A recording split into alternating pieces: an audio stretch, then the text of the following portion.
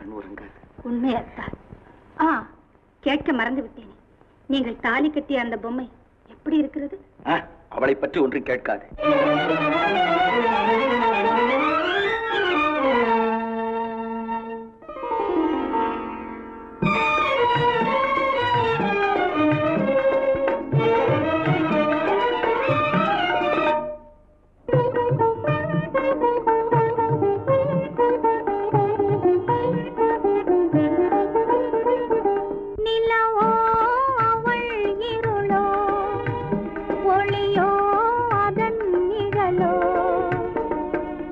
சுவைத்திடும் சொந்தம் எங்கே, சுவை தரும் பெண்மை எங்கே, இனி நானா அவள் தான்.